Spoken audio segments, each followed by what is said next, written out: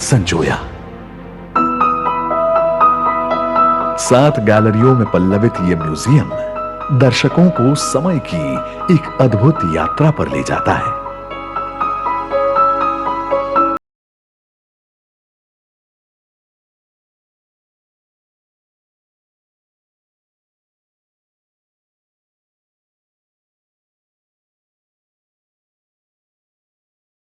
पांचवीं से 15वीं शताब्दी के मनोहर पाषाण और धातु शिल्प हैं। तीर्थपट्ट में तीर्थों की महिमा है एवं जैन विश्व व्यवस्था।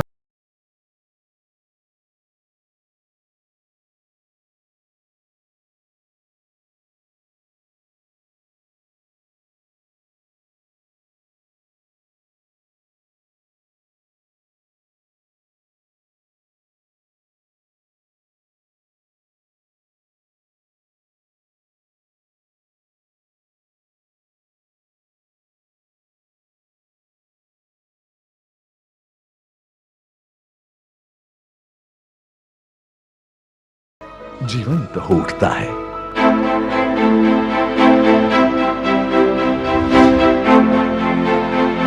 जैनाचार्यों को आमंत्रित करने हेतु लिखे गए ऐतिहासिक विज्ञप्ति पत्र उन्होंने बादशाहों से लिए जीवदया और सहिष्णुता के फरमान, दुर्लभ ज्ञान सामग्री, प्रभु के रजत रथ, काष्ठ मंदिर, अप्रतिम कला सौंदर्य के दर्शन कराते हैं। और केवल जैन ही नहीं, वेद, पुराण, आयुर्वेद, काव्य इत्यादि की पांडुलिपियां, रामायण, महाभारत, हिंदू, बौद्ध और वैष्णव परंपरा की कृतियां, राग रागिणी के मनमोहक चित्र भारत की श्रेष्ठता को उजागर करते हैं। तो शत्रुंजय, गिरनार और राणकपुर तीर्थों की भव्यता ऑडियो विजुअल माध्यम से साक्षात होती है। इन कलाकृतियों का वैभव शब्दों की सीमा से परे है। हर कलाकृति एक अनुभव है, हर गैलरी एक यात्रा। परिक्रमा पथ की डिजाइन में निर्मित शांत आंगन और श्वेत स्थापत्य से सजा ये भवन परंपरा और आधुनिकता का अद्भुत संगम है। भारत विरासत महोत्सव के अंतर्गत देश के यशस्वी प्रधानमंत्री श्री नरेंद्र मोदी जी के करकमलों से इस म्यूजियम का लोकार्पण हो रहा है। यह अवसर उस विजन को साकार करता है जिसे वे कहते हैं, भारत का तो विजन है विकास भी विरासत भी। माननीय मोदी जी के ज्ञान भारतम मिशन में इसी संस्था का आचार्य श्री कैलाश सागर सूरी ज्ञान मंदिर भी एक उज्जवल मोती बनकर जुड़ा है। म्यूजियम के निर्माण में यूएनएम फाउंडेशन, टॉरेंट ग्रुप के श्री सुधीर मेहता एवं श्री समीर मेहता, जेएम फाइनेंशियल के श्री निमेश कंपानी और समस्त उदार मना श्रेष्ठियों के अमूल्य सहयोग का हृदय से वंदन और अनुमोदन है।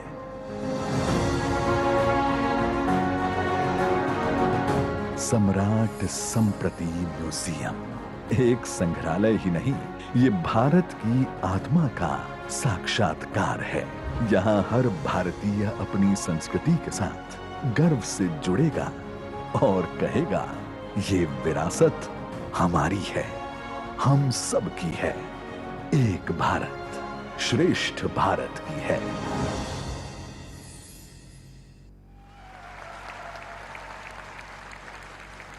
સમગ્ર વિશ્વને અનમોલ વિરાસત ભવનની ભેટ આપવા બદલ આવો ફરી એકવાર માનનીય પ્રધાનમંત્રીનો આભાર વ્યક્ત કરીએ તાળીઓના નાદ સાથે।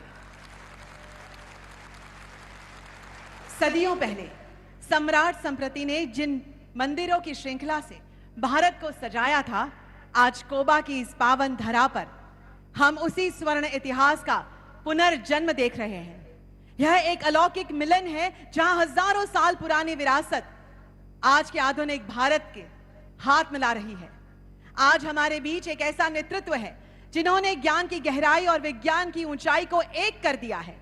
एक ऐसे नायक जिनके लिए विरासत का संरक्षण ही विकास की सच्ची परिभाषा है, जिन्होंने भारत को मात्र एक देश नहीं बल्कि विश्व के ज्ञान गुरु के रूप में दुनिया के सामने खड़ा किया है, जिनका नाम एक अटूट विश्वास है, जिनका विजन राष्ट्र का संकल्प है।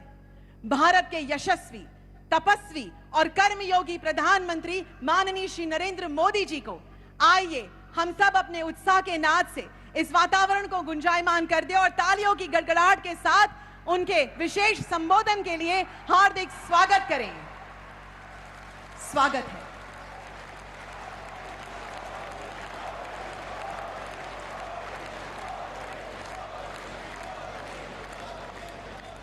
जय जिनेंद्र,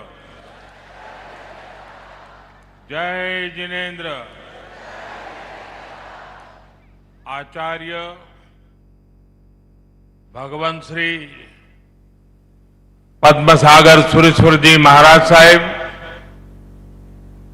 गुजरात के गवर्नर आचार्य देवव्रत जी, मुख्यमंत्री श्री भूपेंद्र भाई, राज्य के उप मुख्यमंत्री भाई हर्ष संघवी जी, परम पूज्य आचार्य भगवंत, पूज्य साधु भगवंत, साध्वी जी भगवंत, इस पवित्र सभा में उपस्थित समस्त आचार्यगण और मुनि भगवंत, माननीय दानवीर, विद्वज्जन, देवी और सज्जनों, आज भगवान महावीर जयंती के पावन पर्व पर मुझे इस पवित्र जैन तीर्थ आने का सौभाग्य मिला है। सर्वप्रथम मैं भगवान महावीर के चरणों में प्रणाम करता हूं। मैं कोबा तीर्थ से सभी देशवासियों को भगवान महावीर जयंती की शुभकामनाएं देता हूं। साथियों, मैं आज परम पूज्य आचार्य श्री कैलाश सागर सुरेश्वर जी महाराज साहब की स्मृति को भी वंदन करता हूं। उनके स्वप्न ने कोबा की इस धरती पर ज्ञान और श्रद्धा का यह महान केंद्र स्थापित किया है। कोबा तीर्थ की यह स्थली आध्यात्मिक शांति से ओतप्रोत है। जिस स्थान की ऊर्जा ऐसी अलौकिक हो, जिसमें इतने जैन मुनियों की, संतों की तपस्या जुड़ी हो, वहां सृजन और सेवा ये अपने आप प्रस्फुटित और संचालित होते हैं। मैं तो बरसों से देखता आया हूं कि कोबा तीर्थ में कैसे अध्ययन, साधना और संयम की सतत परंपरा चली आ रही है। यहां मूल्यों का संरक्षण होता है, संस्कारों को संबल मिलता है और ज्ञान का पोषण होता है। ये त्रिवेणी भारतीय सभ्यता का आधार है। इस त्रिवेणी को अविरल बनाए रखना ये हम सबका दायित्व है। साथियों, मुझे खुशी है कि हजारों वर्ष की भारतीय विरासत, जैन धर्म का समयातीत ज्ञान, हमारी धरोहरें और उनसे मिलने वाली प्रेरणाएं उन्हें आने वाली सदियों तक अमर बनाने के लिए, उन्हें नए और आधुनिक रूप में अगली पीढ़ी तक पहुंचाने के लिए हमारे संतों ने इस जैन हेरिटेज म्यूजियम की संकल्पना की। आज वो संकल्पना एक भव्य रूप में साकार हो रही है। ये सम्राट संप्रति संग्रहालय जैन दर्शन, भारतीय संस्कृति और हमारी प्राचीन धरोहर का एक पवित्र केंद्र बना है। मैं इस अद्वितीय प्रयास के लिए हमारे सभी जैन मुनियों का, संतों का अभिनंदन करता हूं। मैं उनके चरणों में प्रणाम करता हूं। ऐसे हजारों निष्ठावान लोग जिन्होंने इस कार्य में असीम योगदान दिया, मैं उन सभी की भी सराहना करता हूं। भाइयों बहनों, जब हम अनादि ज्ञान को नई पीढ़ी तक पहुंचाने के लिए इनोवेशन करते हैं, नयापन लाते हैं, तो इससे हमारी विरासत भी समृद्ध होती है और आने वाले कल को भी प्रेरणा मिलती है। सम्राट संप्रति संग्रहालय ये भारत के कोटि कोटि लोगों की धरोहर है। ये भारत के गौरवशाली अतीत की धरोहर है। मैं इसके लिए सभी देशवासियों को बहुत बहुत बधाई देता हूं। साथियों, सम्राट संप्रति ये केवल एक ऐतिहासिक राजा का नाम नहीं है। सम्राट संप्रति एक ऐसे सेतु है जो भारत के दर्शन और व्यवहार को जोड़ते हैं। क्योंकि जब हम इतिहास में झोंकते हैं तो हम देखते हैं कि दुनिया की कई सभ्यताओं में महान विचारकों और दार्शनिकों ने जन्म लिया। मानवता के आदर्श भी अलग अलग परिभाषाओं में घड़े गए, लेकिन जब सवाल सत्ता और शक्ति का आया, कई शासकों ने आदर्शों और मूल्यों को किनारे कर दिया। इससे विचार और व्यवहार में, विचार और व्यवस्था में एक खाई पैदा होती चली गई। लेकिन भारत में सम्राट संप्रति जैसे शासक हुए जिन्होंने सत्ता को सेवा और साधना मानकर काम किया। जहां एक और कुछ शासकों ने हिंसा को हथियार बनाकर शासन किया, वही सम्राट संप्रति ने सिंहासन पर बैठकर अहिंसा का विस्तार किया। उन्होंने सत्य, अस्तेय और अपरिग्रह का प्रचार प्रसार किया। इतनी निष्पृहता से, इतने निस्वार्थ भाव से शासन को सेवा का माध्यम मानकर जीवन जीना, ये सीख हमें भारत के अतीत से ही मिलती है। इसी अतीत को हम इस म्यूजियम में सहेज रहे हैं। साथियों, मैं देख रहा था, इस म्यूजियम को डिजाइन भी ऐसे किया गया है, इसमें हर कदम पर भव्य भारत की पहचान के दर्शन होते हैं। इसकी 7 दीर्घाएं, हर दीर्घा भारत की विविधता और सांस्कृतिक संपन्नता का उद्घोष करती है। प्रथम दीर्घा में हमें नवपद के दर्शन होते हैं। नवपद यानी अरिहंत, सिद्ध, आचार्य, उपाध्याय और साधु। सम्यक दर्शन, सम्यक ज्ञान, सम्यक चरित्र और सम्यक तप, अर्थात हम उनसे सीखें जिन्होंने स्वयं तप करके जीवन को जीना है, और जो ज्ञान हम प्राप्त करें वो सम्यक हो, हमारा चरित्र सम्यक हो।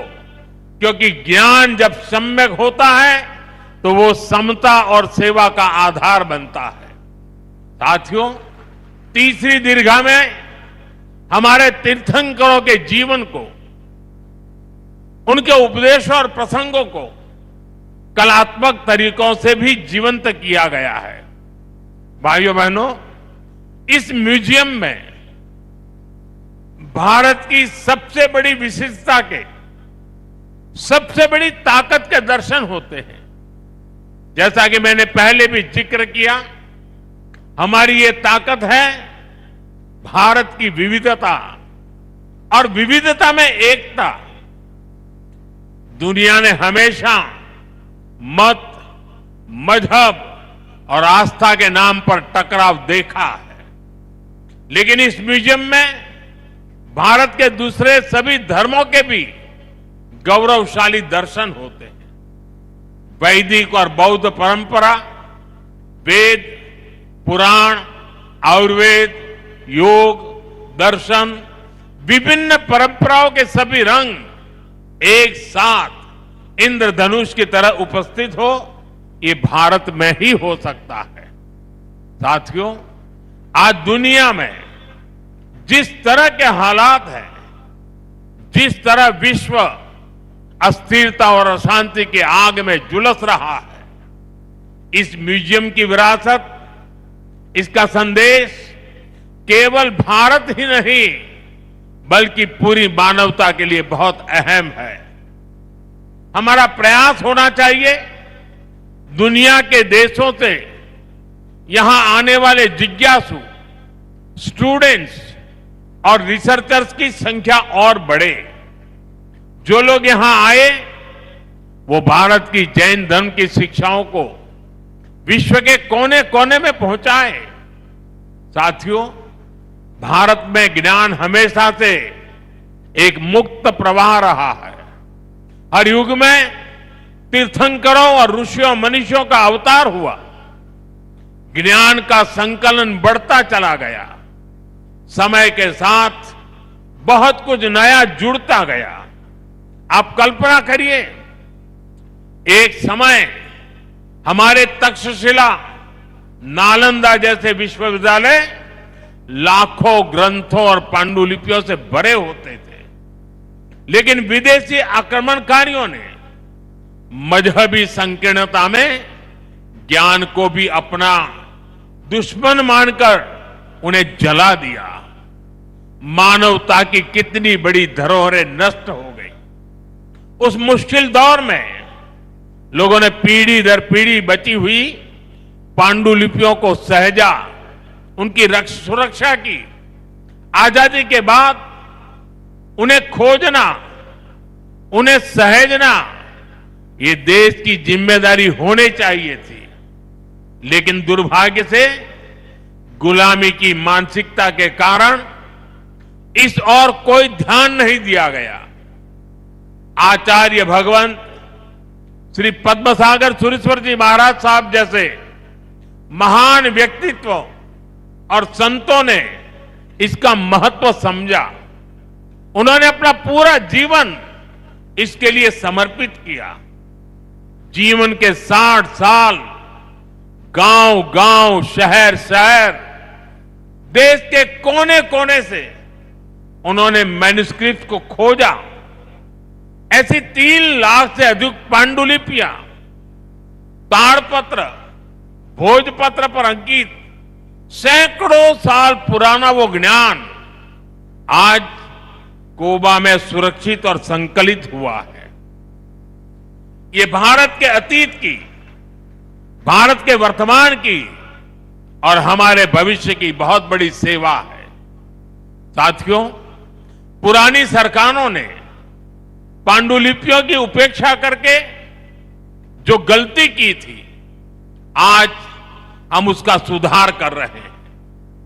हमने इसके लिए ज्ञान भारतम मिशन शुरू किया है। इस काम में हम टेक्नोलॉजी का इस्तेमाल कर रहे हैं।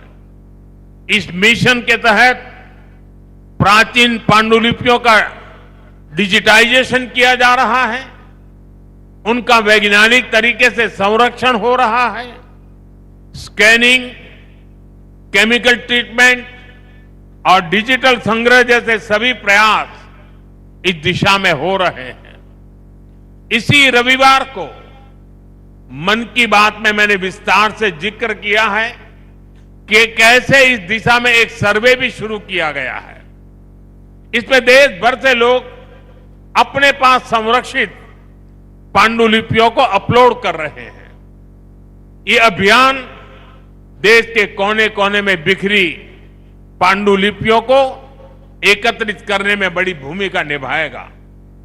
साथियों, सरकार के स्तर पर ज्ञान भारतम मिशन और कोबा तीर्थ का असाधारण योगदान, समाज और सरकार के ये साझा प्रयास भारत के नए सांस्कृतिक अभ्युदय का प्रतीक भी है। साथियों, आज देश के कल्चरल हेरिटेज को सहेजने, विश्व के सामने लाने के प्रयास हर स्तर पर हो रहे हैं। पांडुलिपियां और ज्ञान धरोहर के संरक्षण का कार्य तो हो ही रहा है, इसके साथ साथ